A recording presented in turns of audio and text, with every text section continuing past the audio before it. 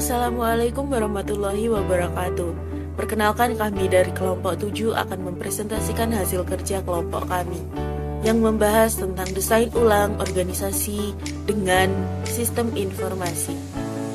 Sebelum membahas materi kali ini, izinkan saya memperkenalkan anggota kelompok 7 yang beranggotakan Ani Sunyani, Avinda Septiana Putri, Karina Widya Rahayu, dan Marita Ayu Windawati. Pengertian, sistem informasi manajemen adalah serangkaian subsistem informasi yang menyeluruh dan terkoordinasi dan secara rasional terpadu yang mampu mentransformasi data sehingga menjadi informasi lewat serangkaian cara guna meningkatkan produktivitas yang sesuai dengan gaya dan sifat manajer atas dasar kriteria mutu yang telah ditetapkan. Dengan kata lain, SIM adalah sebagai suatu sistem berbasis komputer yang menyediakan informasi bagi beberapa pemakai dengan kebutuhan yang sama. Para pemakai biasanya membentuk suatu entitas organisasi formal, perusahaan atau subunit di bawahnya. Informasi menjelaskan perusahaan atau salah satu sistem utamanya mengenai apa yang terjadi di masa lalu, apa yang terjadi sekarang, dan apa yang mungkin terjadi di masa yang akan datang. Jika organisasi menerapkan sistem informasi, maka hal terpenting adalah adanya kesadaran bahwa seseorang tidak dapat menggunakan teknologi baru tanpa mempertimbangkan manusia yang menggunakan teknologi informasi tersebut. Hal yang perlu diketahui dalam membangun sistem informasi baru adalah proses membangun sistem baru tersebut merupakan salah satu bentuk perubahan organisasi yang direncanakan. Dalam membuat sistem informasi yang baru perlu dipahami sifat-sifat tugas kecepatan, pemrosesan yang harus diselesaikan, sifat pengawasan atau frekuensi dan intensitas, dan orang yang mengelola informasi. Jika organisasi bisnis ingin mengembangkan sistem informasi, maka ia harus mengembangkan teknik untuk menjamin bahwa sistem yang paling dibutuhkan yang dibuat pertama kali, sistem yang tidak diperlukan tidak bisa dibangun, dan pengguna akhir berperan penuh dalam menentukan sistem baru, apa yang dibangun, serta bagaimana membuatnya. Gambar berikut ini menunjukkan elemen struktur manajemen dan mengembangkan sistem-sistem baru. Pada gambar 10.1 dapat dilihat puncak struktur adalah kelompok perencana strategi perusahaan dan komite pengarah sistem informasi. Kelompok perencanaan strategi perusahaan bertanggung jawab dalam mengembangkan rencana strategi organisasi. Rencana strategis yang dirancang mungkin membutuhkan pengembangan sistem baru. Fungsi terpenting dari komite ini adalah memberikan arah strategi secara keseluruhan terhadap sistem informasi. Fungsi lainnya adalah untuk mendukung manajemen puncak tentang bidang sistem sehingga mereka memahami tingkat karakter gantungan organisasi terhadap sistem. Manajemen puncak memberikan arah strategi secara keseluruhan atau memastikan bahwa sistem dikoordinasi dengan rencana strategi dan menyediakan dukungan dana. Kurangnya keterlibatan manajemen puncak atau ketidakmampuan manajemen puncak dalam mengikat sistem informasi terhadap rencana strategi bisnis merupakan salah satu sebab dari kegagalan sistem strategi organisasi jangka panjang.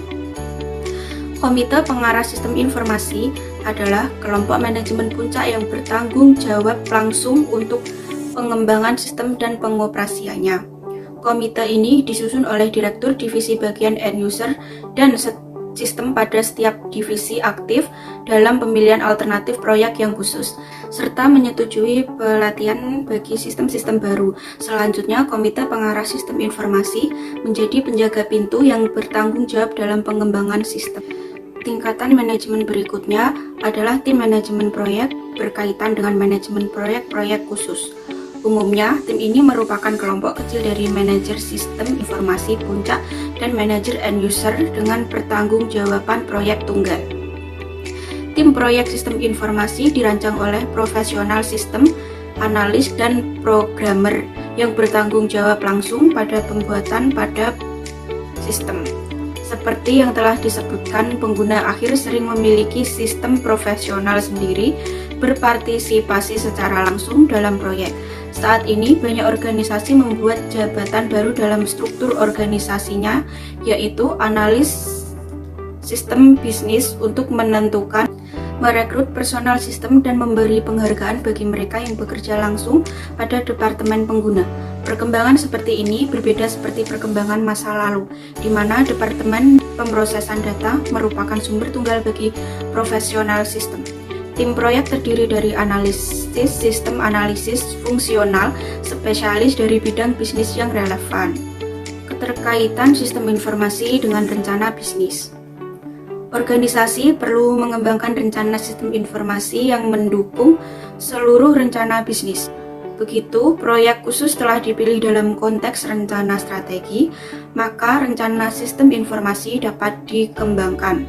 Rencana ini berfungsi sebagai peta yang menunjukkan arah pengembangan sistem, situasi terkini, strategi manajemen, rencana implementasi, dan anggaran. Yang tidak kalah pentingnya dalam konteks ini adalah strategi manajemen untuk berubah dari sistem dan situasi yang berlaku sekarang ke situasi masa depan. Hal ini akan berkaitan dengan keputusan penting yang dibuat manajer berkaitan dengan perolehan hardware, telekomunikasi, sentralisasi atau desentralisasi, data dan hardware, dan perubahan organisasi yang diperlukan. Implementasi rencana ini terdiri dari tahap-tahap pengembangan rencana tersebut dapat dilihat pada tabel 10.1. Metodologi penting dalam menentukan kebutuhan informasi bagi organisasi adalah analisis perusahaan atau enterprise analysis dan faktor-faktor kesuksesan kritis atau critical success factor. Keuntungan dari analisis perusahaan ini adalah memberikan gambaran menyeluruh tentang organisasi dan penggunaan data atau sistem dan kesenjangan yang terjadi pada pemanfaatan sistem informasi. Keuntungan lainnya adalah membantu organisasi menghasilkan konsensus dengan melibatkan sejumlah besar manajer dan penggunaan data. Kelemahan dari pendekatan ini adalah cara tersebut menghasilkan data yang terlampau mahal untuk dikumpulkan dan sulit dianalisis. Pendekatan analisis faktor-faktor kesuksesan menganggap bahwa kebutuhan organisasi terhadap informasi ditentukan oleh sejumlah kecil faktor kesuksesan kritis. Pendekatan ini digunakan untuk menentukan kebutuhan organisasi terhadap informasi. Metode yang digunakan dalam pendekatan ini adalah interview secara individual dengan sejumlah manajer puncak untuk mengidentifikasi sasaran mereka dan hasil dari faktor-faktor kritis. Berikut ini tabel dari 10.2 faktor kesuksesan kritis dan sasaran organisasi. Keunggulan metode faktor kesuksesan kritis adalah sekelompok data kecil untuk dianalisis dibandingkan dengan metode analisis perusahaan. Dengan metode ini, hanya manajemen puncak yang diwawancara, dan pertanyaan-pertanyaannya difokuskan pada sejumlah faktor-faktor kesuksesan yang lebih penting dan tidak memasukkan begitu banyak faktor dalam informasi apa digunakan atau dibutuhkan. Keunikan dari metode ini adalah dimasukkannya lingkungan yang sedang berubah di mana organisasi dan manajer harus menyesuaikan diri. Metode ini secara eksplisit melihat lingkungan dan mempertimbangkan bagaimana analisis mereka membentuk kebutuhan informasi. Kelemahan metode ini adalah pada keseluruhan proses dan analisis data. Tidak ada cara yang tepat di mana faktor kesuksesan individu dapat dimasukkan dalam pola organisasi secara jelas. Kedua, metode ini sering membingungkan dalam menentukan faktor kesuksesan organisasi. Pengembangan sistem dan perubahan organisasi. Sistem informasi yang baru dapat menjadi instrumen yang baik untuk merubah organisasi. Gambar berikut menggambarkan 4 bidang di mana sistem informasi dapat merubah organisasi secara struktural, yakni otomatisasi, rasionalisasi, reengineering, dan perubahan paradigma. Masing-masing memiliki reward dan resiko tersendiri. Berikut ini penjelasan dari gambar 10.2 tentang risiko dan hasil perkembangan sistem informasi dalam konteks perubahan organisasi. 1. Otomatisasi dengan menggunakan komputer akan mempercepat kinerja tugas yang dijalankan masing-masing bagian organisasi. 2. Rasionalisme prosedur yakni penyelenggaraan standar prosedur operasi mengurangi kendala-kendala sehingga otomatis menjadikan prosedur operasi lebih efisien. 3. Rekayasa ulang bisnis reengineering, perubahan ulang radikal dalam lembaga bisnis dimasukkan untuk menggabungkan langkah-langkah memotong hal-hal yang tidak perlu mengurangi tugas-tugas yang banyak meningkatkan biaya. berkualitas, dan memaksimalkan manfaat teknologi informasi. 4. Perpindahan paradigma, yaitu merancang ulang konsep sifat bisnis dan sifat organisasi. Berikut tabel 10.3 cara teknologi informasi dapat mempengaruhi proses bisnis. Merancang ulang proses bisnis perusahaan dapat berfokus pada pembuatan sistem baru di mana mereka merancang ulang proses bisnisnya.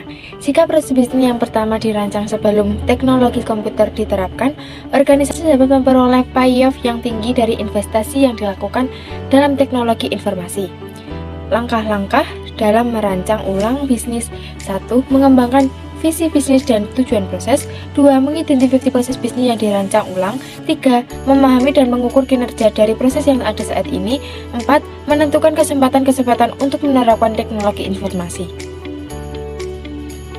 Berikut bisa dilihat gambar 10.3 dan 10.4. Sekian presentasi dari kelompok 7. Bila ada kurang lebihnya kata mohon dimaklumi. Wabillahi taufiq wal hidayah. Wassalamualaikum warahmatullahi wabarakatuh.